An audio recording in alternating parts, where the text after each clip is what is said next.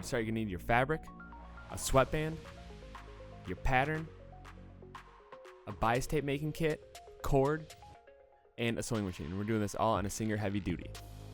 If you're using our pattern, go ahead and cut that out on the outside of the black line. Then lay your pattern on your fabric, trace around it, and cut it out. All the supplies that we're using will be available in the description below, so go and check that out.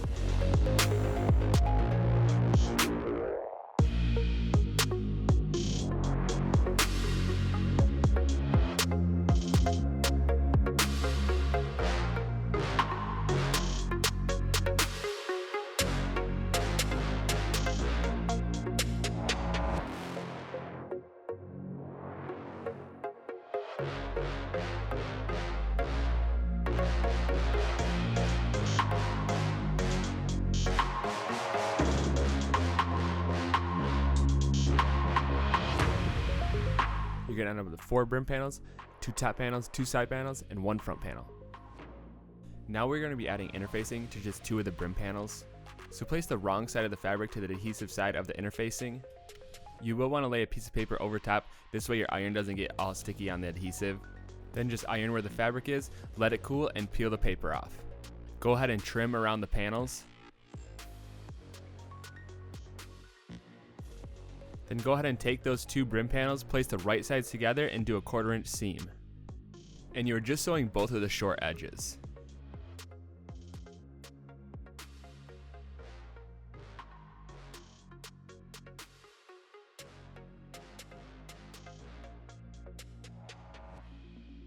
Then flip the right side up and go ahead and tap stitch both of those seams.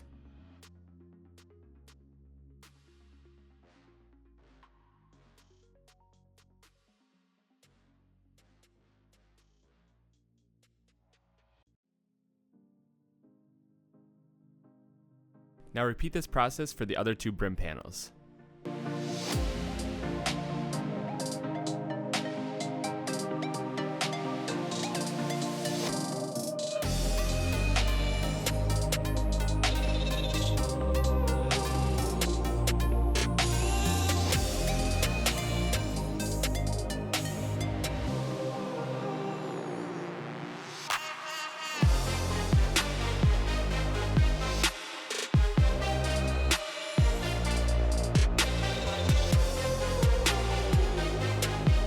Now take both of those panels that you just sewn together, place the right sides together, lining up the seams, and sew around the outside edge.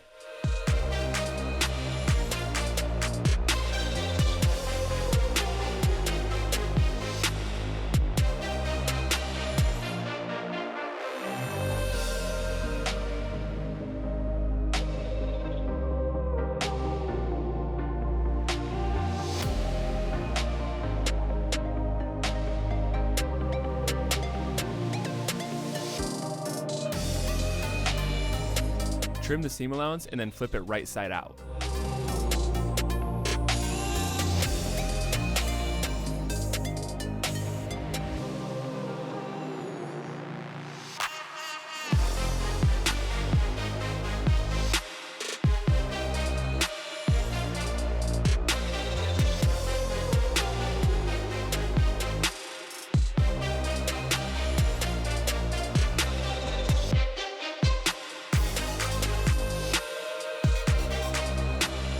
We're going to be adding the stitches to the brim, and make sure that outside seam is super flat, and then just start stitching around in a circle. Your first stitch you want about a 1/4 inch away from the outside edge, and each stitch after that do about a 1/4 inch inward until you hit the middle of the circle. And yes, this will take a little bit of time, just be patient and keep those stitches nice and parallel.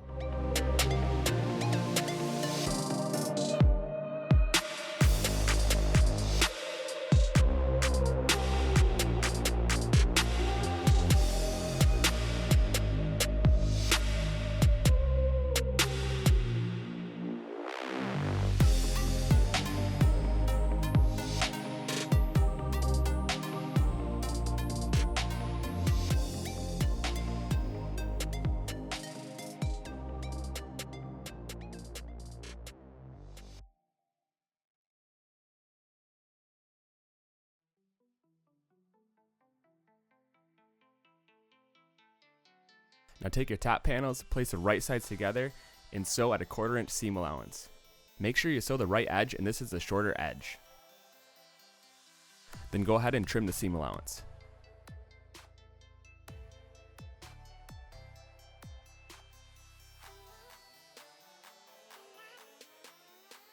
So we're going to show you two different options for adding on your bias tape, and these are just two different bias tape folders.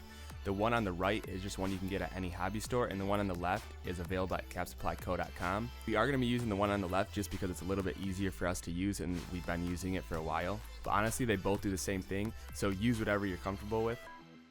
Whatever one you're using, line it up with your presser foot, and then just tape it right on your machine.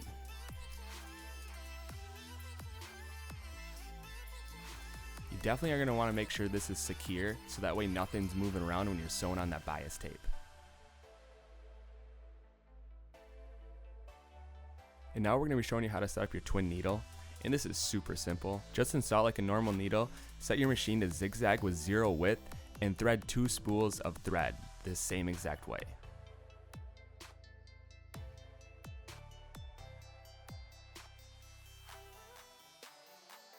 Now all you have to do is cut your bias tape to the measurement of the folder, and you're ready to start sewing.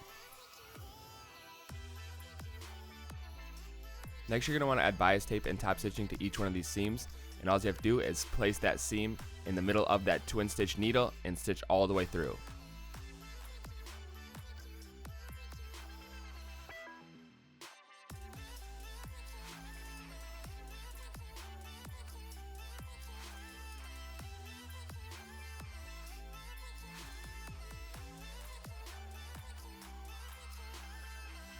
Now take your front panel and your top panels, place the right sides together, and sew with 1/4 inch seam allowance. And make sure you're sewing the top edge of the front panel. It's helpful to mark this panel when you're cutting it out, so that way you don't mix up the top and bottom. And when you get that sewn, go ahead and cut that seam allowance.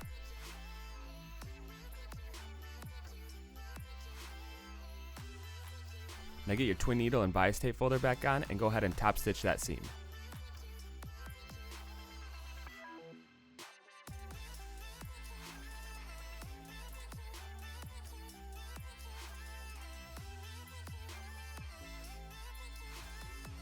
Now we're going to be adding on the side panels, and it's going to be on that curve, so place the right sides together and start sewing.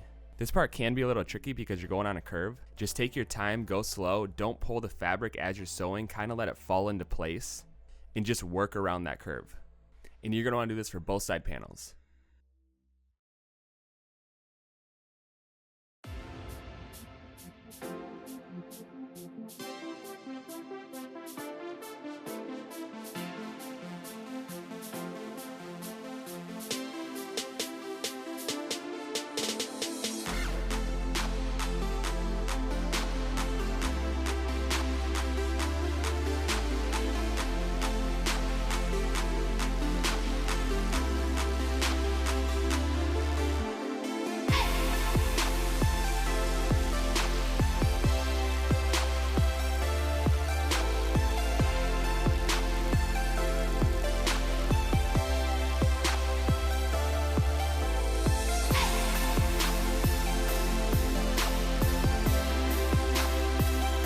And once you have both side panels on, go ahead and trim the excess fabric.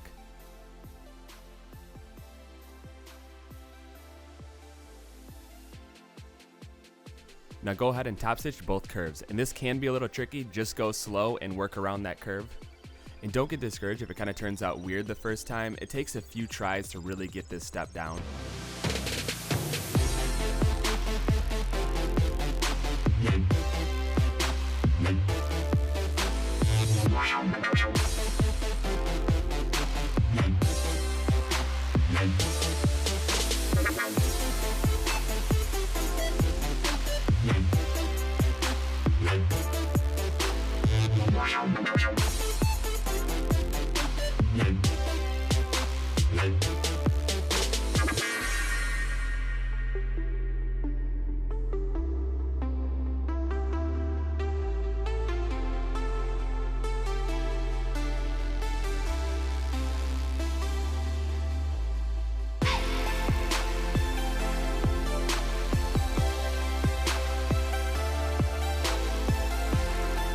take your brim panels and your top crown, line up the side seams, and sew all the way around in the circle. Again, this is about a 1/4 inch seam allowance.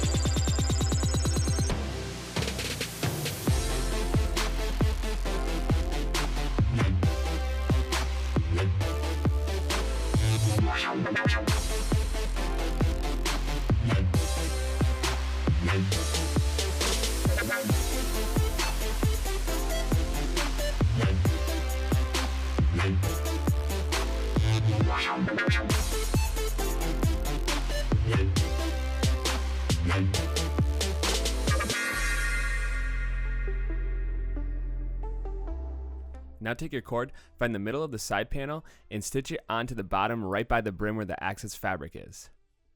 Then go ahead and do this on both sides.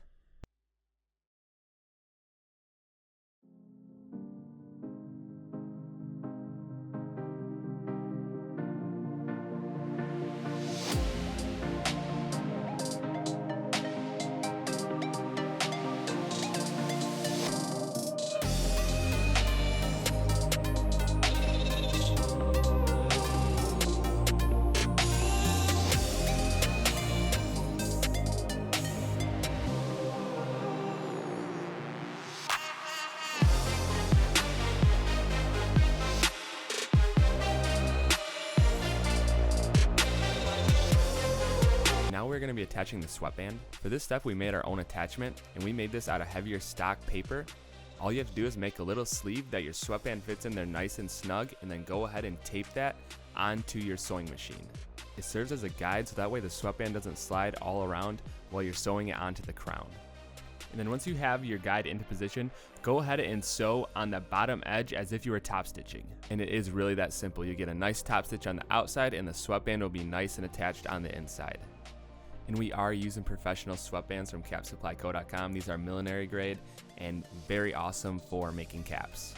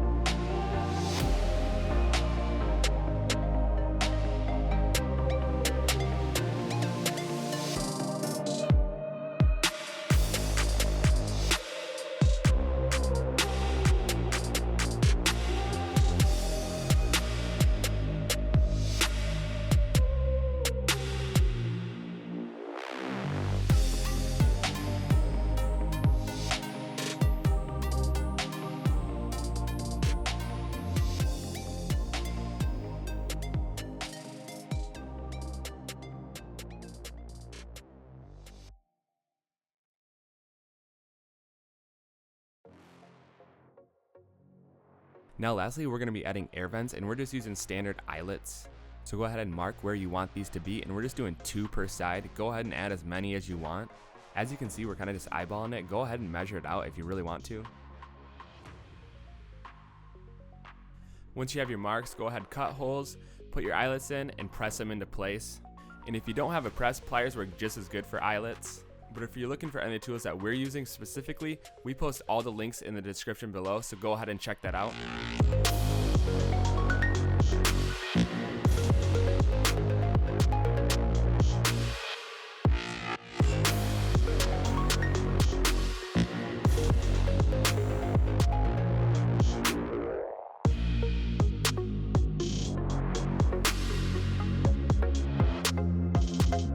Now we're going to be adding a cord stop to the end, so all you have to do is put a piece of tape at the end of that cord, tape it really tight and slide it through the cord, and you're good to go.